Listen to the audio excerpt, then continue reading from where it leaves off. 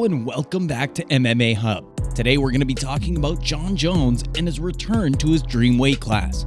Back when Jon Jones was relatively new at the UFC in 2012, he used to fight in the light heavyweight division. But even back then, he said his destiny was the heavyweight division because he considers this division to be the best and the most challenging and, of course, scary division at UFC. 11 years have gone by since Jon Jones said this, and now at UFC 285, the big man is making his comeback to the UFC after 3 years, and he's going to finally reach his destiny as this time he fights in the heavyweight division against Cyril Gane for the vacant heavyweight title. He will make his debut on March 4th, and this bout takes place at the T-Mobile Arena in Las Vegas. Undoubtedly, the greatest light heavyweight UFC fighter has competed 22 times in the UFC without suffering a loss outside of his controversial disqualification against Matt Hamill in 2009. A two-time UFC champion, Jones is tied for the most successful title defenses in UFC history. His journey has also been painful for his fans because he actually never lost the title.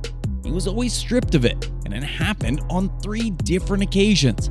The man fought last back in 2020 since eking out a controversial decision win over Dominic Reyes in February of 2020. He's finally set to make his comeback. Tom Aspinall, UFC heavyweight, was taken aback when he found out that he was the target of McGregor's latest tweet tirade. It happened because Aspinall, in one of his interviews, revealed that he did not really give much of a fig about Conor McGregor's comeback. While talking to Jamal Niaz about Conor's comeback on his YouTube channel, Aspinall said, "I'm honestly not that interested. I'll still watch it, but I'm more hyped about other fights. There are way more interesting fights than this. The heavyweight fights, the London card, I could sit here and name fights all day." Conor McGregor took it as disrespect and went onto Twitter to threaten Aspinall, saying, "Bum prick, say sayonara to that GK deal, kid." McGregor wrote in reference to Aspinall's endorsements with apparel company Gym King, "Starve you and kill you, I will fucking disrespect you, prick. Don't ever speak my name in disrespect again, mush potato head." A few days ago, Aspinall was again in an interview, this time with Sky Sports, and he put the spotlight on McGregor's issues, saying he really did not mean any disrespect toward the former UFC champion. He said, "Conor told me not to speak about him anymore, so I'm gonna respect that. I don't. He's a scary guy, and I don't want anyone. He made threats, so I'm gonna back off. I ain't gonna talk about him no more if that's the case." He added, "I didn't disrespect him in any way. I would never disrespect him or anybody. You know what I mean. You've met me plenty times, and I'm not that kind of character. I wouldn't disrespect anyone, especially someone like him who's a massive pioneer of the sport. All I said was, I'm more interested in other fights. There's a freaking heavyweight title fight coming up this weekend in my division. Of course, I'm going to be more interested in that, but who knows? Like I say, his name is staying out of my mouth right now. I don't want none of that." Aspinall was then asked if this overreaction by Conor was because of a history between them, to which he replied, "There's no history. I've never even talked to him before. We don't have any mutual friends or nothing like that." It's quite surprising, really, because the guy whose channel it was on, it's not a big channel or anything, and usually I don't do interviews on smaller channels, but the guy, I know him personally and I'm quite friendly with him. He's actually my friend, so that's surprising that he'd seen the interview, but like I said, I don't feel like I say anything. I would never disrespect anyone, especially not someone like him. It was unintentional if he felt that way. Next up, Jon Jones' strategy against Cyril Gane at UFC 285. Making his grand comeback to the UFC, Jon Jones is expected to have added pressure because it's going to be his debut heavyweight fight, and on top of that, it's for the vacant heavyweight championship that's up for grabs against Cyril Gane. In an interview on UFC's YouTube channel, Jones was asked about his strategy going into the big fight, and he said, "I believe in my fight IQ, I believe in my defense, my offense, I believe in my fight experience. I'd put that up against any fighter on this planet. The more time you give me, the more reads I'm able to make, the more I'm able to realize what's going on and what I have to do to win." Jones thinks it's going to be a game of chess, and he's also reminded everyone that he wins these games. He said, "I would say a guy like Cyril Gane is a better stylistic matchup for a guy like me. He's going to try and play the game with me. He's going to try and play chess. Most guys fail when they play that with me. All guys have failed when they play that with me." While talking about the heavyweight division of the UFC, Jones said, "In my opinion, the heavyweight champion of the world is the most prestigious weight class. It means the most knowing that you're one of the baddest men walking on the planet. Keeps me really excited. Well, let's see how excited he really is after 3 days when he takes on Cyril Gane. In a recent episode of the Timbo Sugar Show on YouTube, Sean O'Malley talked about how excited he is about the comeback of perhaps the best UFC fighter. Sean O'Malley said, "Watching the countdown, watching Jon Jones, it's getting me excited. It is getting me excited. One of the greatest ever to do it.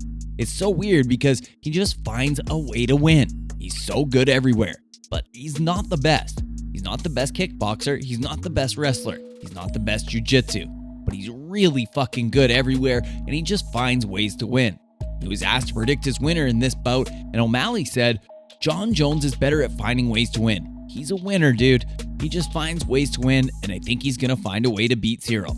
Tim Welch, O'Malley's coach, also seems to be leaning towards Jones. Let's find that out at UFC 285. After his recent defeat against Tommy Fury, Jake Paul has not yet talked about a possible rematch between these two or any other opponent for his next fight. Michael Bisping, however, has something to say about it. Bisping said on his YouTube channel, "What is next? What is next?" Well, as we saw, he's probably going to get the rematch, but there is other fights out there for him. There was a rematch clause, but I'm assuming that Jake Paul's right to take that, and maybe he doesn't want to take that. Maybe he doesn't want to lose 2 in a row, because if you lose his 2 fights in a row to Tommy Fury, then this experiment, this circus show, this sideshow, this freak show, whatever you want to call it, this traveling circus of Jake Paul and his YouTube community buddies in the boxing world, it's over. It's done. Stick a fork in it because it will be done. Bisping thinks Nate Diaz might be a good option for Jake Paul, saying, "Well, there's Nate Diaz out there, and I gotta say, I thought Nate Diaz would get beat off Tommy Fury, but after seeing that on Saturday night, I don't know if he would. I don't know if he would because Nate Diaz is tough as hell." He added, "But Nate Diaz might not be a bad option. In fact, it's probably his best option. Probably the only option that would have a crossover fan appeal that would get a lot of people involved. The boxing community, the mixed martial arts community, the UFC fans, the Nate Diaz fans. That would be a big blockbuster, and it would probably be a safer fight than what it would be against Tommy Fury. So who's it going to be? We'll find out soon." Now, to the big but a bad news for the UFC fans, and that is that Paddy Pimblett is going to be out of action for a long time, it seems. After getting injured against Jared Gordon at UFC 282, Pimblett still has not had surgery despite the fact that it has been 3 months. While talking about his comeback, he said, "I haven't had surgery yet. I couldn't get booked into the surgery until after I got back from here in California. So as soon as I get home, I land on the 6th, I get the surgery on the 7th. I'll be in a boot for a few weeks. But then I'm just looking forward to the back end of the year and I'll be able to fight. I think. Back fighting at the end of the year."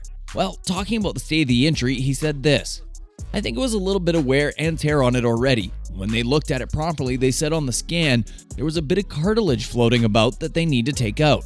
And I need a ligament reconstruction. So it's going to be like keyhole surgery. I've got to have a boot on for 4 weeks. That's what I know. Let's see when Paddy Boy makes his way back to the octagon." Let us know in the comments down below who you think's going to win this Saturday at UFC 285, Cyril Gane or Jon Jones, to fill that vacant heavyweight championship slot. Anyway, thanks for watching, and we'll see you again soon.